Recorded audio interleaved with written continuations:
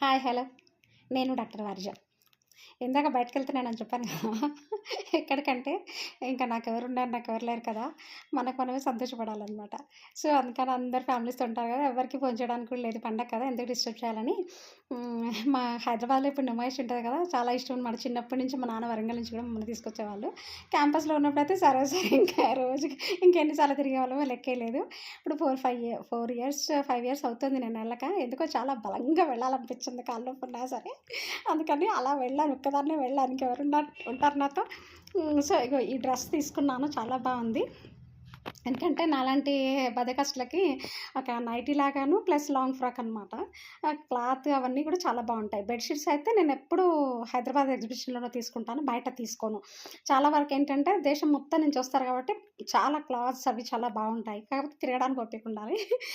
అయితే అప్పుడు యుద్ధానికెళ్ళినట్టుగా అన్నీ రెడీ చేసుకొని వెళ్ళా అనమాట. ఇదిగోండి ఇలా ఇది ఇలా కట్లు కట్టేసుకొని నిన్నైతే కట్టలేదుంటే అంత అంత టైం పడుతుందని అనలేదు వాళ్ళు. 12 గంటల లోపల అయిపోతుందంటే, సరే గదా అని వెళ్ళాను. అలా దెబ్బైపోయాననమాట. సో, ఇవాళ ఎలాగే వెళ్ళాలనుకున్నానా వెళ్ళాను. ఈ డ్రెస్సులు, బెడ్‌షీట్స్ అట్లా కొన్ని సామాన్లు తీసుకొనొచ్చాను చిన్న చిన్నవి. చాలా బావున్నాయి.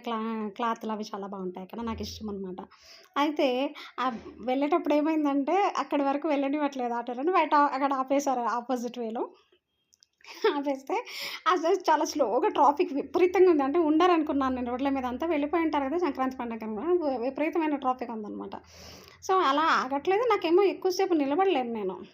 నడుస్తా ఉంటే కొంచెమన్నా నడవగలను గానీ నిలబడలేను. ఇంక నాకు చికాకు పుడుతుంది ఆడ నిలబడి టమాటం అన్నీ దాటేసుకుంటూ రోడ్ క్రాస్ చేస్తుంటే వెహికల్స్ పోతానే ఉండి నేను రోడ్ క్రాస్ చేస్తాననమాట.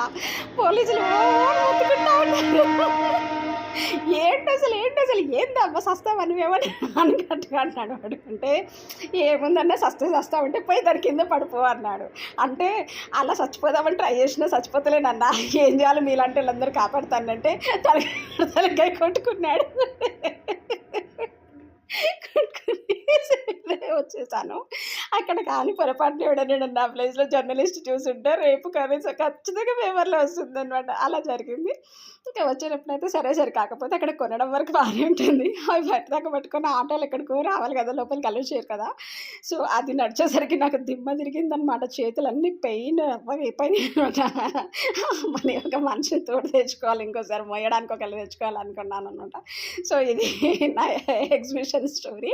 నాకు హ్యాండీక్రాఫ్ట్స్ ఎగ్జిబిషన్స్ ఇలాంటి ఎగ్జిబిషన్స్ అంటే మహా పిచ్చనమాట. అందులో ఇంకా మేము టూరిజం కదా! చాలా పిచ్చనమాట. చిన్నప్పటి నుంచి నార్మల్‌గానే పిచ్చెక్కువ మా నాన్నలాగా. సో, ఇది నా ఎగ్జిబిషన్ స్టోరీ అండి. ఇగ ఇది నా డ్రెస్ అనమాట. చూడండి ఎంత బావుంటదంటే చాలా క్లాత్ కూడా సూపర్‌గా ఉంటది. చాలా రీజనబుల్ రేట్స్‌కొస్తాయి. నేనైతే డ్రెసెస్‌కి వేలకు వేలు, చీరలకు పెట్టినంతయితే పెట్టననమాట. Thank you.